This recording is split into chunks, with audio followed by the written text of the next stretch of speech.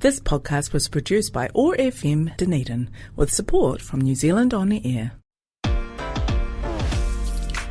Kia ora, assalamu alaikum. Welcome to another episode of Headscarves and Good Yarns.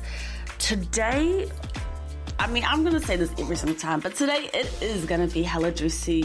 We are talking about forgiveness. Who gets it, who doesn't, why they do or why they don't. And I guess when we talk about forgiveness, it's usually, it's a personal thing, whether it's among your family, among your friends. It is quite a personal thing, but it's also actually quite political when you think about who, as a society, who we deem as worthy of forgiveness and who we say isn't worthy of forgiveness. And the reason why it is so political is because it depends on who we see as the victim, who we like, and who we think is redeemable. So, today we're really going to unpack the politics of forgiveness, because, when you think about forgiveness, usually it's in your personal sphere. We really think about it like from the lens of morality, but it's about power. So if we think about who gets forgiveness and who doesn't, a really good place to start is with empathy. And even empathy is political. That isn't neutral. It is filtered through race, gender, class, likability. In other words, who we see as human, who we can see for their full humanness within the systems that we live amongst. And I think the concept of, who is humanized and who is dehumanized is brought up a lot on the shows because it just relates to so many things in the social justice space. But if you think about our system and, one of the ways that it maintains power and it maintains that structure is by highlighting who is seen for their full humanness and who is considered fully human and who is dehumanized. And it sounds so crass saying it out loud like that, but if you really get real and really deep with how we think about each other and how we all relate to each other, there's this line that's kind of drawn on one side of the line. You are seen for your full humanity, and then the other side of that line is you are dehumanized in one way or another. Like yesterday, I was watching this video of this YouTuber who went like undercover, and there was a march in the UK. I actually don't know what the group is called. I think like the Western Front or something, but the main person who leads it all is Tommy. I also forgot their last name, but they were marching to bring, take UK back, like take our country back. It was very much giving Trump make America great again vibes.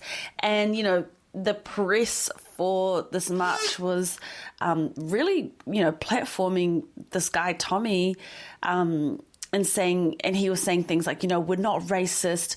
We're not, the labels that other people have put on us. We just want to take our country back. And so, this YouTuber went undercover, had this whole makeup team, make him look like a white man, and he was just interviewing people, and the way that these people spoke about immigrants, it was just so gross. like someone was saying, well, we just need to line them up and shoot them.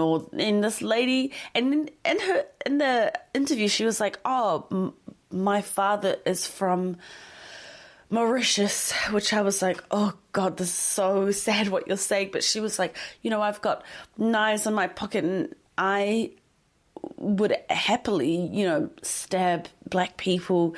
It was just like such dehumanizing language. And it was insane that, they felt so comfortable saying that out loud. But, there's a whole system behind dehumanizing people of color. So it wasn't surprising at all, but it's still disappointing that, a whole community of people had been dehumanized to such a level. But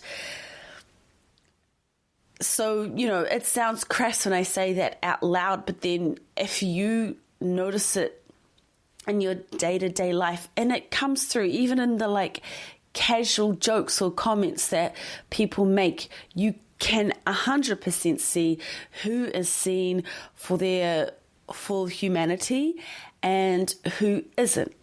And so I think that's why it's really interesting when we're thinking about the politics of forgiveness, and when we think about, well, we forgive those who we can empathize with. It's really, really interesting.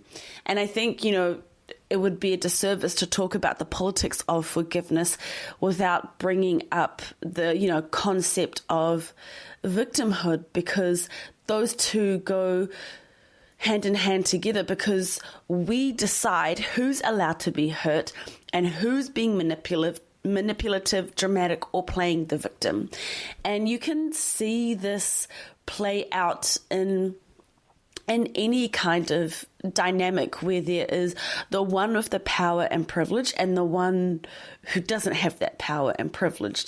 And so there is relationships there with who we see as the victim, who can we empathize with, and often those without the power or the privilege are not seen as a victim and are not given that empathy. So it starts to become really interesting, just the idea of who can and can't be a victim, and particularly the idea of an imperfect victim. And I think this is really important to talk about because, I've been saying that we as a society, whenever it just comes to any kind of conversation about any kind of ism or any kind of system, like there's extremist thinking encouraged in the form of like, you either think this way or you don't. And there's like no room for nuance, no room for context, no room for the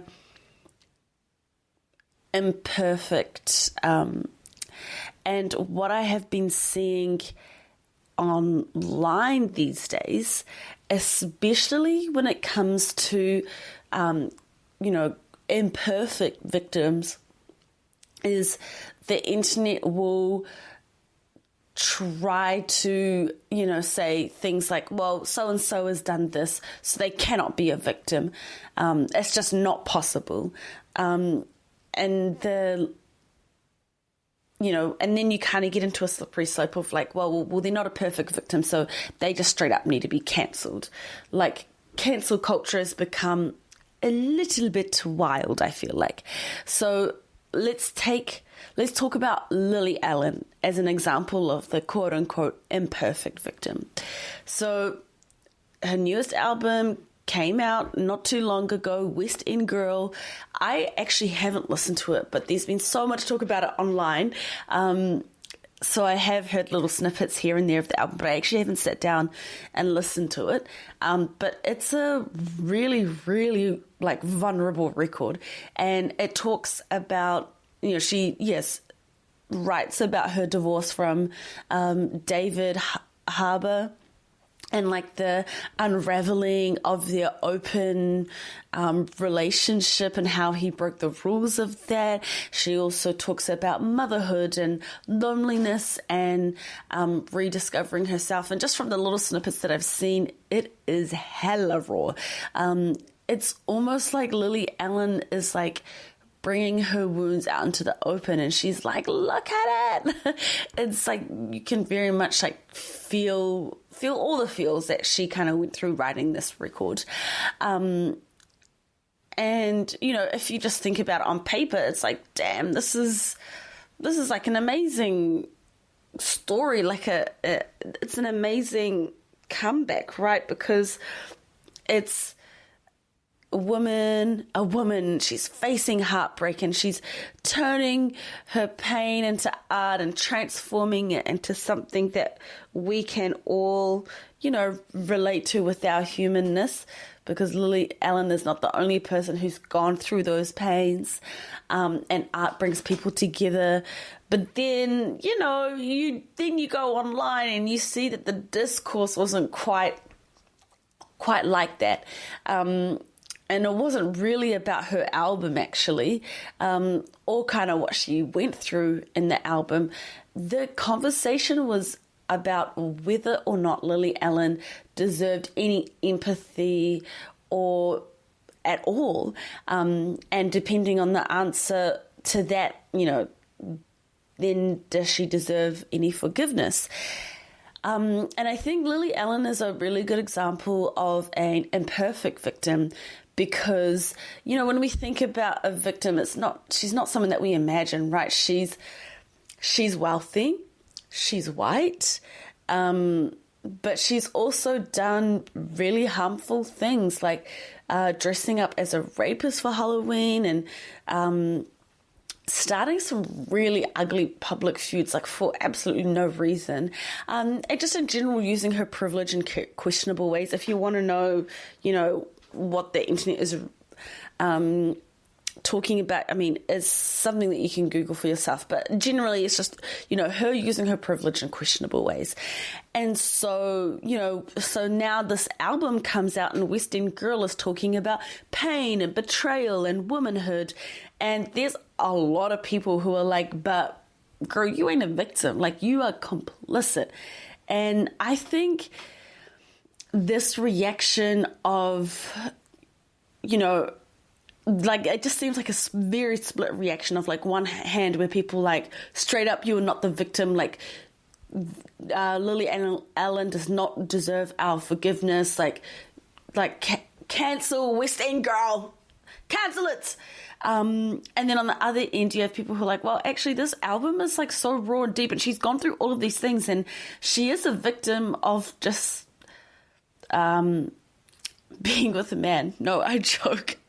I'm married to a very great man, and I know that great men exist. I'm only joking, but the internet, damn, pretty savage place. I don't think everyone would agree with the statement that I just made. But she, in all seriousness, jokes aside, she is a victim of someone who's gone through just a really shitty relationship with a partner who has just disrespected her on many, many levels. And, I think as a society, we want our victims to be pure and powerless and apologetic, and we want it to be as easy as possible to feel sorry for them. But that's not Lily Allen. She's messy, she's self-aware, she's privileged, and she's also done some harmful things herself. And so she's an imperfect victim. And I think all of those reasons make it really hard for people to stomach. So, one part of it is, she is this rich white woman. And so I think there is that knee-jerk response of like, well, you have money, you have access, you have resources. What are you complaining about? And then on the other part of it is, she is also done some really shitty, harmful things. And I think, I mean, I'm not here to make a ruling, but I think it's interesting that, she has, here is someone who has privilege but also has created harm, is coming out about her like very real painful experience. And I think, regardless of how you feel about it, how you think about it, because of the harm that she's caused and the privilege that she has, it has changed how her pain is perceived. And I think it's interesting because when there are situations like this where the imperfect victim is coming forth as something that they've gone through, it doesn't like fit our society's cultural script. And I think when it's imperfect like this, that it makes it messy, right? Because she's both a victim of heartbreak and harm, but also a perpetrator of harm. She's both vulnerable and entitled, and she's both self-reflective and problematic. So, on one hand, you could say, yeah, she's human, and I suppose that's right.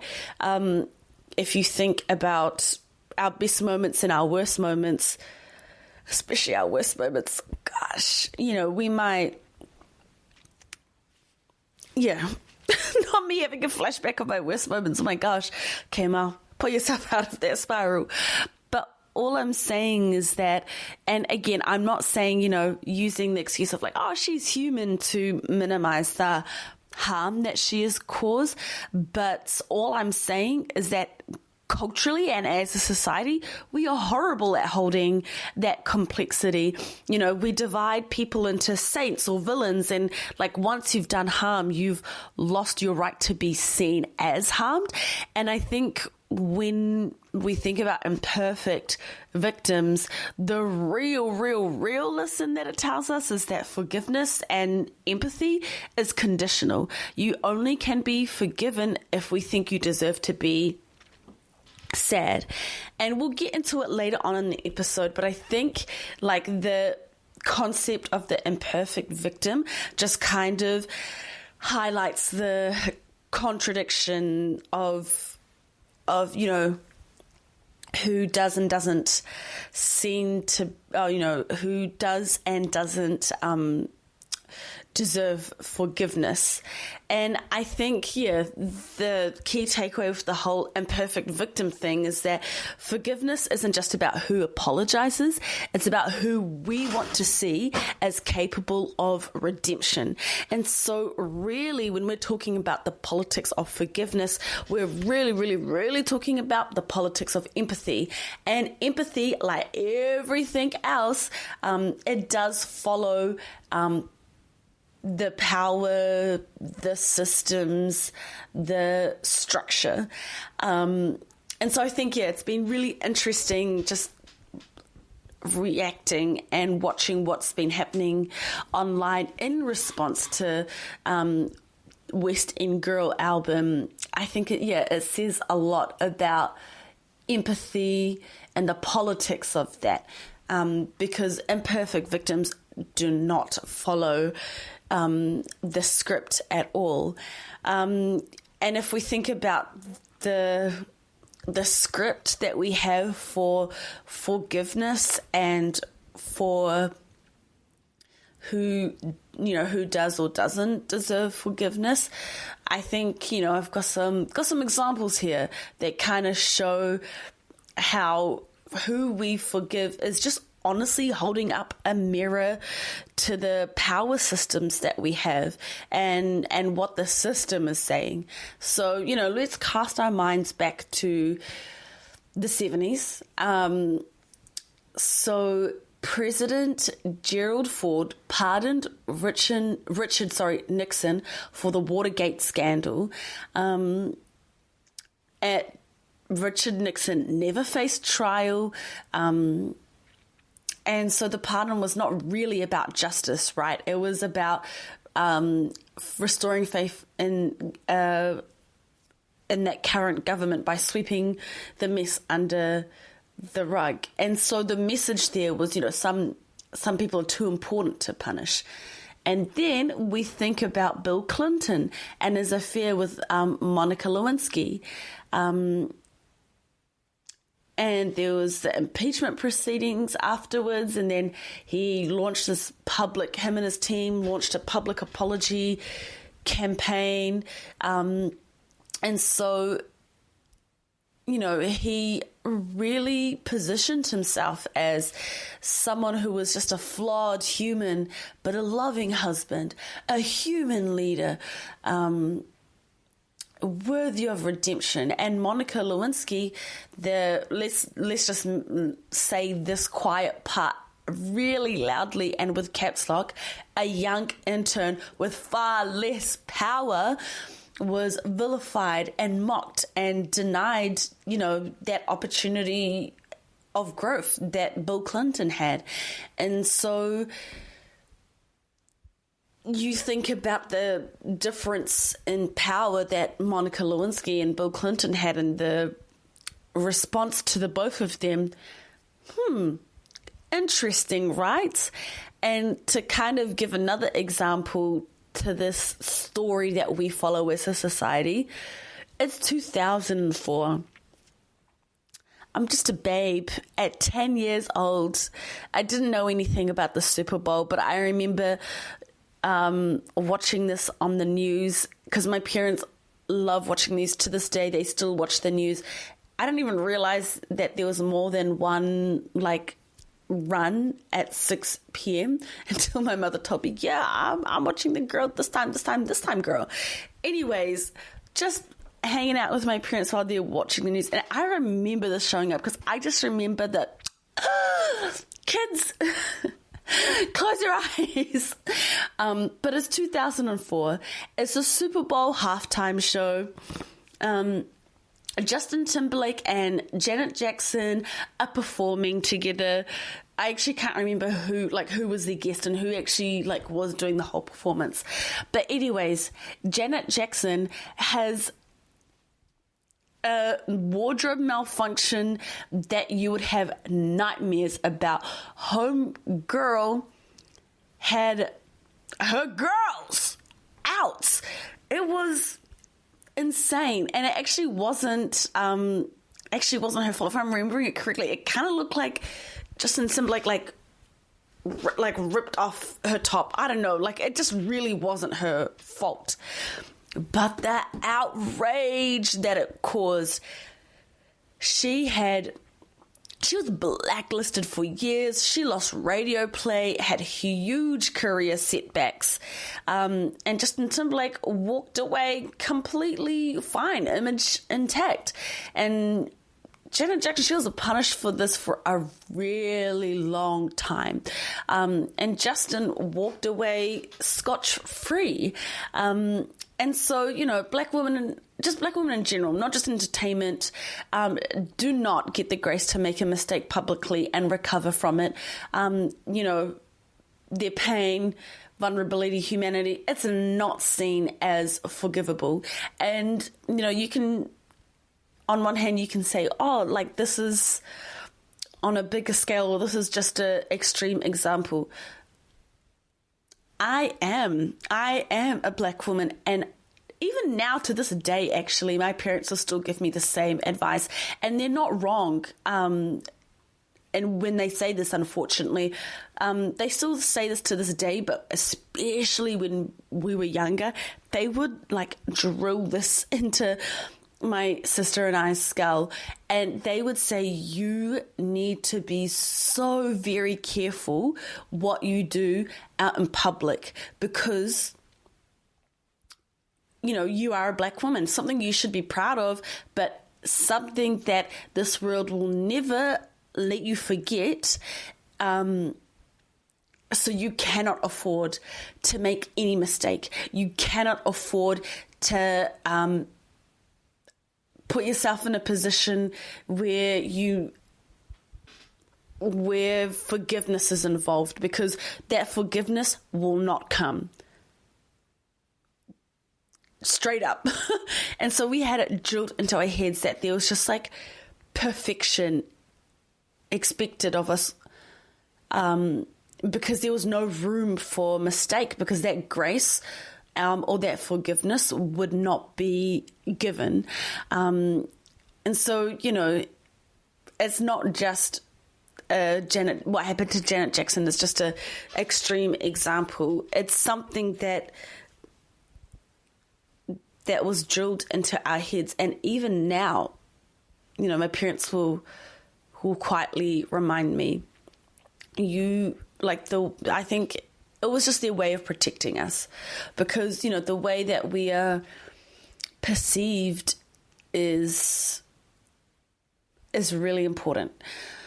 So it's not just a Janet Jackson thing. And I think across all of these examples, you can see how forgiveness is straight up just like putting a mirror up to the systems of power we have. Because if you really think about it, when systems forgive, they protect themselves. And then if you tease that out onto the individual level, when people forgive, they often reinforce who they've already been taught to empathize with. So it's really, really interesting. And another thing that I really want to talk about is cancel culture, because I think there is a relationship here between forgiveness, accountability, and cancel culture. And, I think when cancel culture first started, it was, holding people accountable, like not platforming people who have done not great things. But now it's kind of become this like weird spectacle that we all love to jump on. I think cancel culture has gotten to the point now where instead of being about a collective demanding for accountability, it kind of turns into some weird spectacle about redemption. And when I think about accountability, I think, it requires or asks for time, conversation, repair, and let's be heavy on the repair. But cancel culture really, it just complete, if repair and conversation and time were like this amazing complex 3D structure, here comes cancel culture and steamrolling into some 2D public trial where, the punishment or the comeback, it really depends on quote unquote popularity. And when I'm saying popularity, I'm really meaning who's got that power, who's got that privilege. And it has nothing to do with ethics anymore. Think about Louis C.K., who returned to sold out shows less than a year after admitting to sexual misconduct. And then there's a mess that is Kanye West, Lord child. And the way that this man will just like a pendulum oscillate between public apology to public harm, like that. And then you think about women like Britney Spears or Megan Thee Stallion, who constantly have to prove their credibility, their innocence, their stability, because, these women don't fit the template of what forgivable is. Like, forgiveness becomes kind of economy in that way, right? If you're profitable enough, charismatic enough, or you fit society's narrative of redemption, or you've got that power or that privilege, you're allowed to grow. You are given that forgiveness and you are allowed to grow, which is absolutely wild. And while we're talking about this, I just cannot help but think of Chris Brown. And I think that man has kind of been top of mind because he had a tour this year, and the way that my TikTok algorithm has just been taken over by what has happened at his tour. I think, the whole thing of Chris Brown has just been wild. I think it definitely speaks to who is it that can be forgiven and who can and can't be. Because if we think about the harm that he's done to women, the list doesn't start and end with Rihanna. Unfortunately, there are other women on that list. And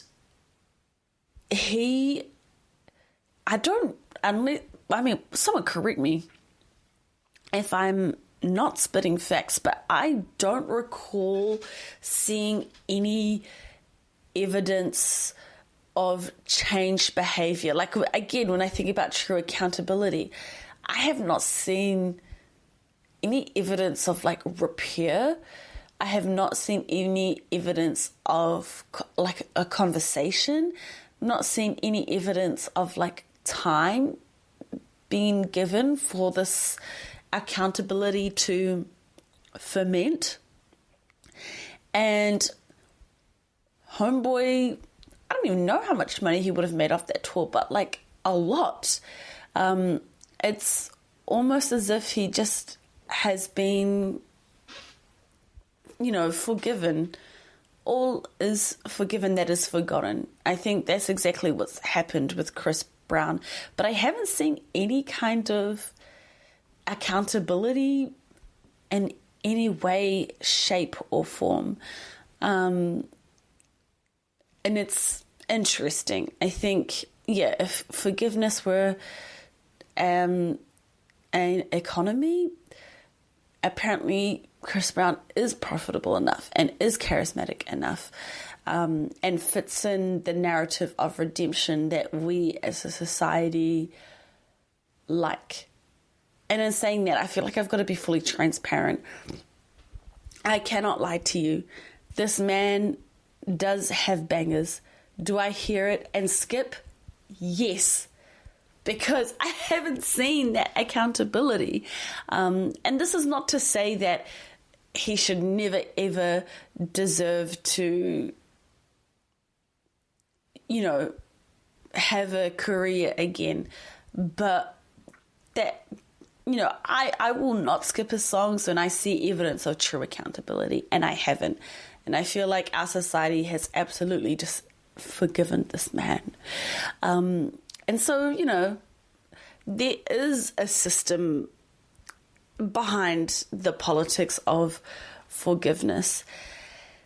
So when you think about what systems shape who gets forgiven and who doesn't, it very much relates to, well, who is it that we see as a victim and who is it that we can empathize with?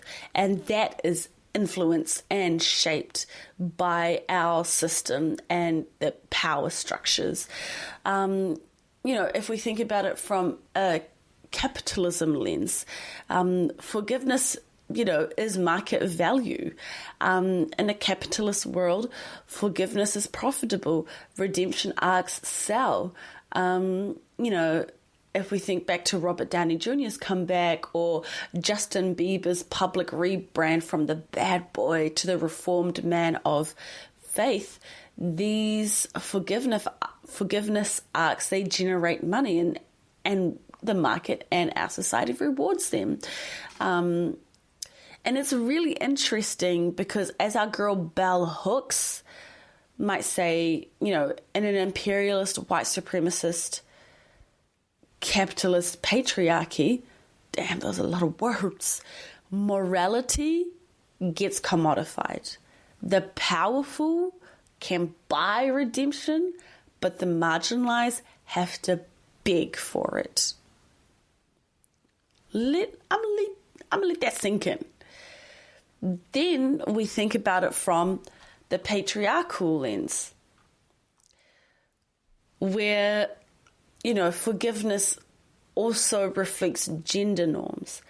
Women are expected to apologize more visibly and convincingly, which means to cry and to show remorse and to like really narrate their growth in a palatable way, but men can lay low and come back stronger. And you know what? I think real love, and by extension of that, real love, forgiveness, it demands justice, not performance. But patriarchal culture, it rewards emotional spectacle from women and stoic redemption from men. And so, you know, the politics of forgiveness really becomes like some weird gendered theatre. And then if we really get into it from a white supremacist point of view, I think the racialized forgiveness it just really speaks volumes about how our power systems influence who is seen as a victim, who isn't, who we can empathize with, and who gets forgiven and who doesn't.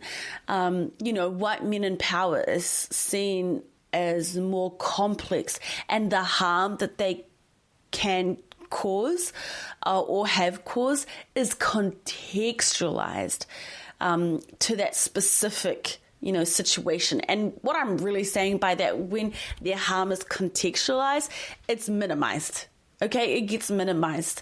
And it's framed in a way where it's like, oh, well, you know, it was just this. Like, it was, you know, we're all capable of doing this. Like, it gets framed in a way where it's really humanized, and it's just something that any of us could have done. And then you think about, you know, people of color who make mistakes that are seen as representative of the entire community. And again, I think that's why my parents really drilled it into our heads. Like, y'all really need to be careful about what you're doing in public. People are watching you. You're making statements not just about who you are as a person, but your whole ass community. So you need to be really careful of your reputation, of your name, your actions, your behavior, because that, you know, that grace will not be given to you. And you can see how this plays out, if you just read the media, even the way that these headlines are framed, it is so nasty in the sense that it actually is so in your face. You know, like when there is a person of color who has done something, of course, not ideal and absolutely horrible, their headlines always just like reduce your humanity, like black Muslim man, da-da-da, da-da-da, da-da-da. But then if you think about like white people who have not done great things, they are always humanized. It was like, you know, so-and-so, you know, they were like a teacher, they did so-and-so in the community, and this is how they grew up. It's actually insane. You know, absolutely insane. Like, now that we're talking about this, I'm just thinking of that YouTuber Logan Paul, who filmed a body in Japan's air quotes suicide forest. Homeboy has bounced back from that. But black artists will remain stigmatized for far less for a lot longer. And I think, yeah, white supremacy really defines whose pain is credible and whose remorse is legible. And then I really want to think about forgiveness as an individual responsibility, because, you know, if you've done harm, it's your job to fix yourself, you know, whether it's issuing an apology, you know, whether it's doing the work. But I think the focus on the individual, it kind of comes at a convenient cost of letting the system off the hook, because once we personalize, like, you know, because that is a system where everything is individualized and personalized. And when that happens, we really do stop asking ourselves, like, what structures enable harm, what conditions allow abuse of power. But instead of really getting into that, we just wait for some very like a overly constructed apology video or statement. I feel like that could be a whole podcast episode in itself, the anatomy of the apology statement or video. And again, our Queen Bell Hooks is here with another amazing reminder that forgiveness without justice is not healing. It's maintenance. It keeps the system stable, not transformed. And that is so true. If you think about who can and can't be a victim, who can be forgiven and who can't be forgiven, it is absolutely not about justice. And it very much is about keeping the system how it is and keeping up with the status quo. And one thing that keeps all of these stories alive, because, you know, we need stories to maintain these systems, is social media and our storytelling. And not just social media, just any kind of media. You know, algorithms these days, it's just like this out of control monster that just keeps feeding itself and getting bigger. But algorithms reward outrage and redemption in equal measure, and this increases engagement. And I think this feeds that cancel culture even more. And when, you know, the extremes, the outrage and the redemption are both just being thrown at us, there's no room for accountability. There's no room to ask the real questions of like, well, what's actually happened here? Like, who has been harmed? How can we demand justice in this situation? How can we ask for true accountability? How can we have those deeper conversations? And I don't think that's possible when the algorithm rewards both outrage and redemption. That drives up engagement for both, and it just keeps like feeding each other. It's this weird monster where like no proper conversation can happen. And so, you know, with media these days, we no longer forgive privately, we forgive performatively. And when we forgive performatively, that performative forgiveness tries to speak to the system that is already in place and the story that is already in place. And the story very much tells us who is and isn't deserving of forgiveness. So it's really interesting, really, really interesting. And I think that's why it's important that we talk about the politics of forgiveness, because, you know, what if we didn't 100% focus on, you know, forgiveness isn't about who deserves empathy, but what kind of repair are we capable of building? Imagine if growth was not about redemption arcs, but accountability arcs. And what if being an imperfect victim wasn't disqualifying, but a reminder that humanity and harm can coexist? And that's why we've got to be more honest and collective about our forgiveness. And I think really what I'm really trying to get at is that real forgiveness should transform the system, not protect it. And And I think that's a challenge for us as a society, is thinking about can we hold space for people's growth and demand justice at the same time? And, I think there's many ways that we can rethink how we look at forgiveness and how we engage with that. Because if forgiveness is political, and it is, and if it's shaped by systems and power, which it is, then what do we do with that knowledge? How do we interact with culture differently? And, how do we forgive or withhold forgiveness in ways that actually lead to justice, not just comfort? And I'm not saying that I have the answers to everything, but I do have maybe some ideas to maybe start us off. And I think the first step is separating forgiveness from forgetting. Like, we've built a culture that sees forgiveness as as finishing the book, a clean slate.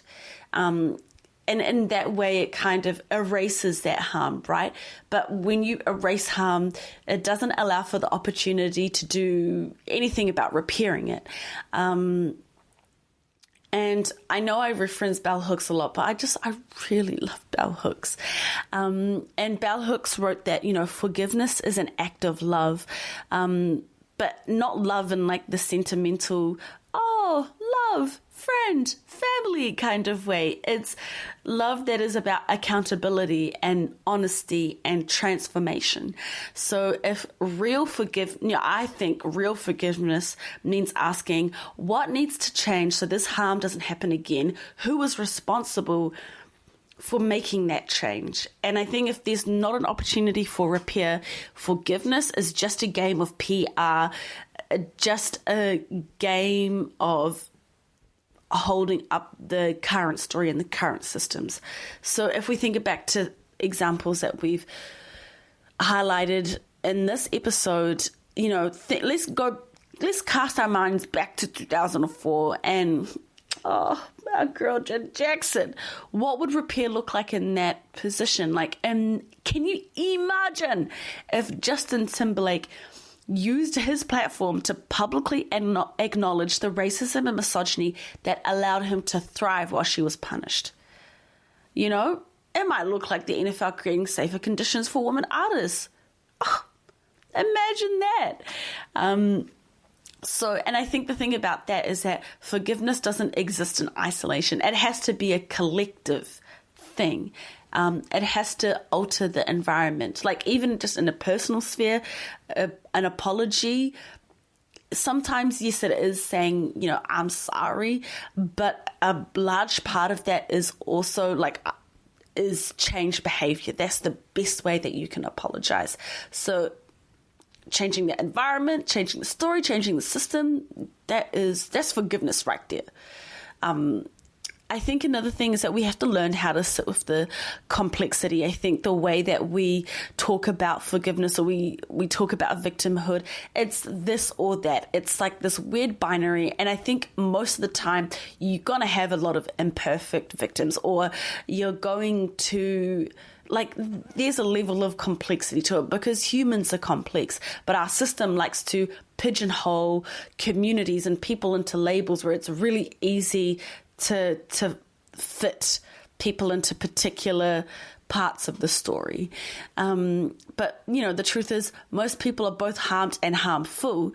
Going back to Lily Allen, she isn't the perfect victim, but that's exactly why her story matters, because it's a reminder that pain and privilege can coexist and that redemption does not equate purity. And I think the thing with our systems, our media, our society is that it makes us want to crave that moral clarity, right? We want the heroes and villains. We want who's right and wrong. But the human condition, it ain't binary like that. As Audre Lorde said, there's no such thing as a single issue struggle because we do not live in single issue lives. And so, every act of forgiveness or the opposite of forgiveness, what would that be? Condemnation carries a complexity of those intersections. Class, gender, race, power. And we really have to resist the urge to flatten that, because that's what the system and media wants us to do.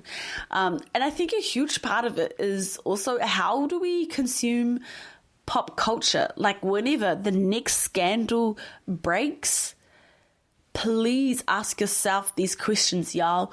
Who's being held accountable? Who's being protected? Whose apology is being centered? Whose pain is being minimized? Who gets to come back and who disappears quietly? And we can refuse the narrative that growth must always lead to a comeback. Sometimes that growth can look like stepping back or changing offline or not monetizing the healing process and not turning that into, the comeback or the growth or the healing process into some kind of weird monetization or capitalistic venture. And I think we can hold space for the people harmed without turning every apology into a blood sport. And, just like in your real life, forgiveness doesn't mean inviting someone back into your life. Sometimes, just means releasing the need to keep relieving that wound. And so I think collectively we can be more critical with how we consume media. Like, if a platform is quick to rehabilitate a harmful figure, why? If a celebrity is commodifying their growth arc, ask yourself, who profits from that redemption? And if a person never gets forgiven, what part of their identity makes their pain invisible? Just a little bit of silence for those questions, because damn, we really ate. And I think a huge part of it is actually building a culture of accountability, which I don't think cancel culture does anymore. I think maybe that's what it tried to do, but it doesn't anymore. We don't need, a culture of forgiveness or cancellation. We need a culture of accountability. True accountability is not glamorous. It's not trendy, because it's about restorative justice. And this is where people get together and we talk about the harm and impact and repair. And I think, there are so many movements, particularly started by Black and Indigenous kaupapus, that remind us that accountability is a practice, not a performance. And, justice doesn't automatically equal exile, but it's about change. And I think that's the change we need to make as a collective, not making the answers either you're cancelled or you're forgiven. And we need to change the tone to you're responsible and we're watching what you do next. And so for me, the politics of forgiveness is very interesting. It does hold a mirror up to the systems that we have at the moment. But what it really should be doing is it should be able to hold that nuance and to question systems. And it's about forgiving in a way that dismantles the systems, not reinforce them.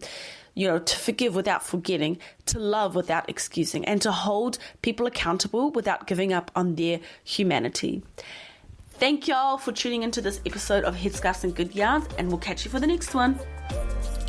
Thank you for tuning in into another episode of Headscarves and Good Yarns. To keep spinning the yarns, let us know your thoughts. You can find us on Facebook and Instagram at Headscarves and Good Yarns, or email us at headscarvesandgoodyarn@gmail.com. This podcast was produced by OAR FM Dunedin with support from New Zealand On Air.